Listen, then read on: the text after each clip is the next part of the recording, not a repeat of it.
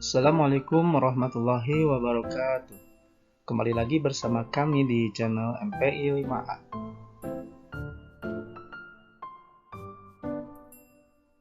Perkenalkan, nama saya Muktaf Aji Tajul Arifin, mahasiswa dari Prodi Manajemen Pendidikan Islam semester 5A, STAI Samsul Ulum, Kota Sukabumi.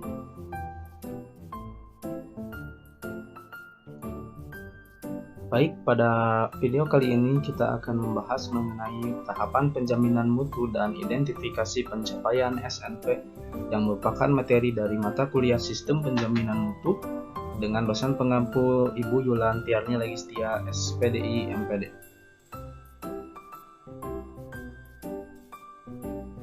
Adapun poin-poin yang akan kita bahas, yakni poin pertama adalah tahapan penjaminan mutu satuan pendidikan, poin kedua pembagian peranan dalam pengembangan SPM sekolah, dan poin ketiga ialah identifikasi pencapaian penjaminan mutu SNP. Oke, langsung saja kita menuju pembahasan pertama, yakni mengenai tahapan penjaminan mutu satuan pendidikan.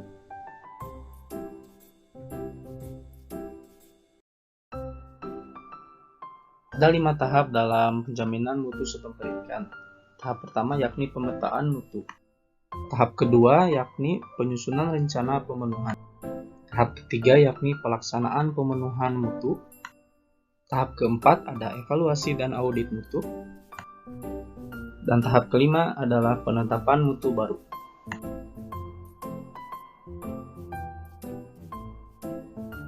Next, pembahasan kedua kita ialah pembagian peranan dalam pengembangan SPM.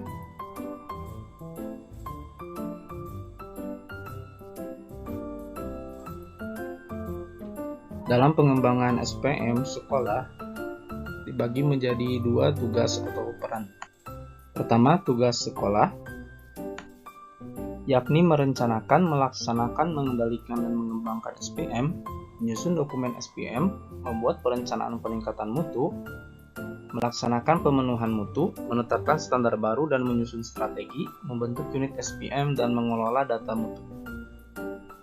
Dan kedua, tugas tim PMP sekolah, ialah mengkoordinasikan pelaksanaan SPM, melakukan pembinaan, pembimbingan, pendampingan, dan supervise, melaksanakan pemetaan mutu, melakukan monitoring dan evaluasi, serta memberikan rekomendasi strategi peningkatan mutu. Selanjutnya, pembahasan terakhir kita mengenai identifikasi pencapaian mutu SNP.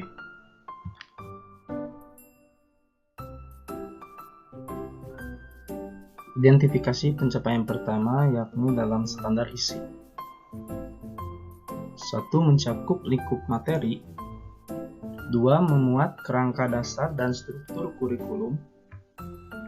3. Memuat standar kompetensi.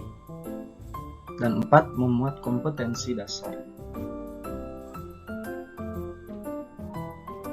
Selanjutnya, identifikasi pencapaian standar proses yang meliputi interaktif, inspiratif, menyenangkan, dan menantang, memotivasi peserta didik, serta memberikan keteladanan. Maksudnya, proses pembelajaran pada satuan pendidikan diselenggarakan secara interaktif, inspiratif, menyenangkan, menantang, memotivasi peserta didik untuk berpartisipasi aktif, serta memberikan ruang yang cukup bagi prakarsa, kreativitas, dan kemandirian sesuai dengan bakat, minat, perkembangan fisik, serta psikologis peserta didik. Adapun juga dalam proses pembelajaran, pendidik harus memberikan keteladanan terhadap siswa. Next, mengenai identifikasi standar kompetisi lulusan, meliputi kompetisi mata kuliah, kompetensi membaca, kompetensi menulis dan memahami, serta mencakup sikap, pengetahuan, dan keterampilan. Kompetisi di sini maksudnya kompetisi yang harus dicapai oleh peserta didik agar dapat lulus dalam satuan pendidikannya. Next, berikutnya mengenai identifikasi pencapaian standar pendidik dan tenaga pendidik. Identifikasi standar ini yaitu ketentuan ataupun kualifikasi yang harus dimiliki oleh pendidik dan tenaga pendidik yang meliputi sehat jasmani dan rohani, memenuhi kualifikasi akademik, memenuhi kompetensi pendidik, dan memenuhi keahlian dalam mendidik. Selanjutnya, identifikasi standar sarana dan prasarana. Satuan kependidikan wajib memiliki sarana yang menunjang pendidikan dan wajib memiliki prasarana yang menunjang pendidikan.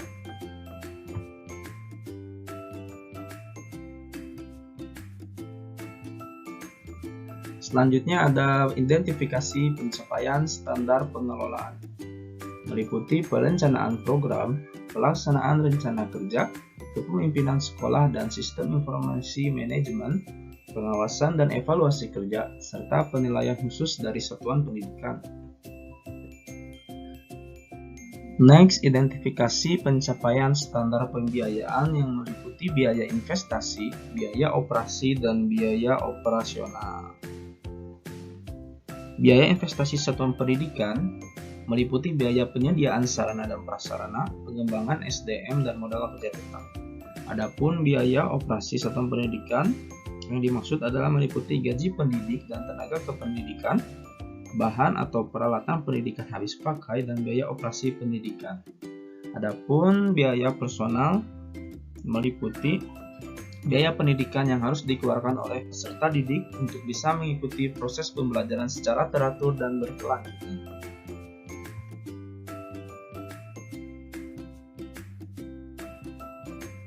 Selanjutnya yang terakhir mengenai identifikasi pencapaian standar penilaian yang meliputi penilaian yang dilakukan oleh pendidik, penilaian yang dilakukan oleh satuan pendidikan, dan penilaian yang dilakukan oleh pemerintah. Baik teman-teman, mungkin hanya sekian materi yang bisa saya berikan. Mohon maaf jika ada salah kata maupun ucap. Terima kasih sudah menonton and see you in next video.